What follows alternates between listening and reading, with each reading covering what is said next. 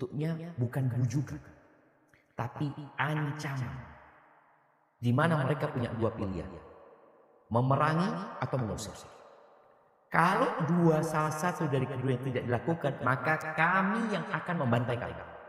Bukan memerangi Nabi, bukan. Kami yang akan membantai kalian. Dan orang-orang Madinah tahu kekuatan orang Quraisy. Mereka juga tahu bagaimana Quraisy ini kabilah yang ditakuti, dihormati.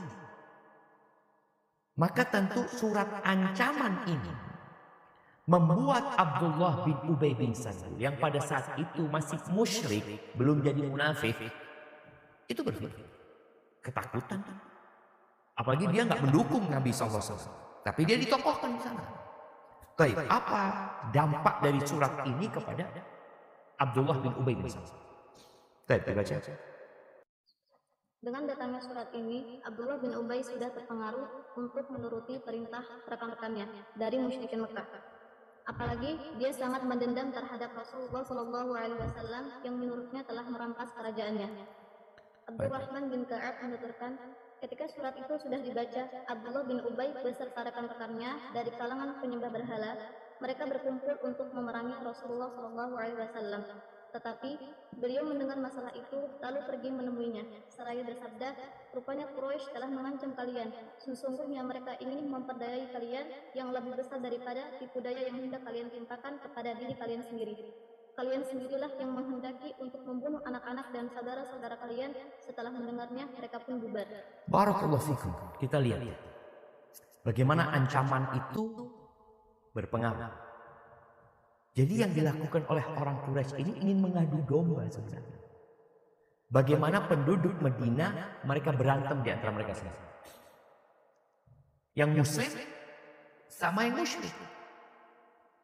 Dengan cara itu. Jadi Quraisy ya udah kan selamat. Dia nggak keluar fulus, dia nggak keluar tenaga, dia nggak habis waktu. Dia cukup dengan memprovokasi. Dan inilah namanya dulu apa istilahnya? Belanda itu punya istilah. Ya, mereka punya filsafat atau siasat pecah belah.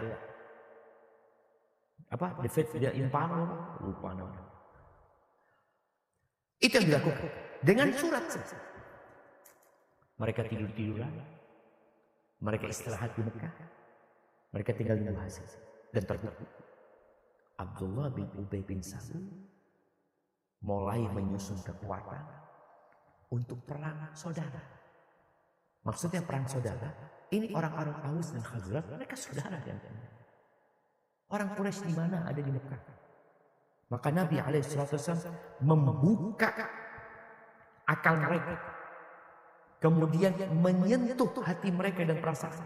Loh, kalau kalian nurutin orang Quraisy, kalian mau bunuh-bunuhan di antara kalian sendiri. Dan itu yang terjadi. Akhirnya orang-orang sadar. Bukan mereka takut ya, mereka sadar bahwa ini hanya provokasi. Ini adalah usaha untuk mengadu domba. Berapa banyak di negeri-negeri di Afrika sana terjadi perang saudara gara-gara seperti itu.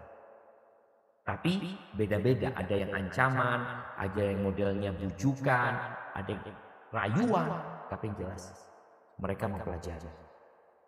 Ini bagaimana cara memecah belahnya? Dengan cara apa? Wanita kasih wanita, harta kasih harta, tahta kasih tahta. Dan kita melihat di negeri kita, di negeri yang lainnya bagaimana dipecah belah antara mereka yang mungkin ya bisa disebut dari satu bendera.